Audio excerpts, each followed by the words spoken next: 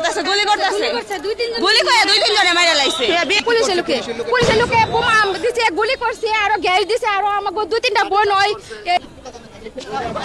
আবার স্বেচ্ছা কি বের হয়ে আসলেন নাকি বের করে দিল? এই গেটটা ইয়া করো।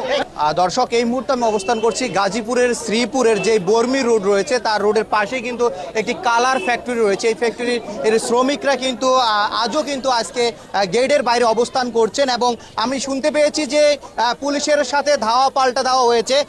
লিজা নামের একজন শ্রমিক ছুটি চেয়েছিল, ছুটি না পাওয়ার পরিপ্রেক্ষিতে কিন্তু ফ্যাক্টরির ভিতরেই হচ্ছে তার মৃত্যু হয়। তার পরিপ্রেক্ষিতে কিন্তু শ্রমিকরা কিন্তু এই রাজপথে নেমে আসে এবং প্রতিবাদ জানায় এবং হচ্ছে তাদের যে আজকের দাবি দেওয়া ছিল সেই দাবি দেওয়া মেনে না নেওয়ার কারণে কিন্তু আজও কিন্তু তারা হচ্ছে গেটের বাইরে অবস্থান করছে। আমি দুই একজন শ্রমিক ভাইদের সাথে কথা বলবো আসলে কি কারণে তারা আজকেও গেটের বাইরে অবস্থান করছে।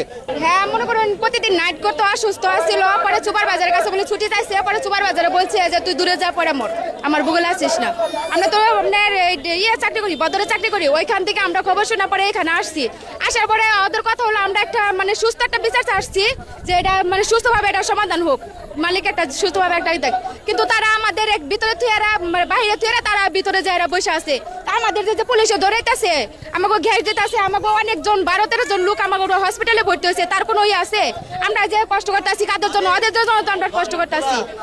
আমাকে ইয়ে দিচ্ছে, পুলিশের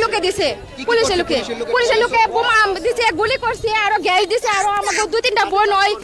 ওইখানে একটা ইয়ে আছে, এই মসজিদ আছে, ওইখানে মসজিদ আমরা পানি ঢালছি। আমিও অসুস্থ হয়ে গেছিলাম গা, আমারও পানি খাওয়াচ্ছে। 12-13 জনের মতো আহত হয়েছে। গুলিবিদ্ধ কেউ হয়েছেন? হ্যাঁ, দুইজন মহিলা। আমি শুনছি আলহারা মেডিকেল আছে। আলহারা মেডিকেল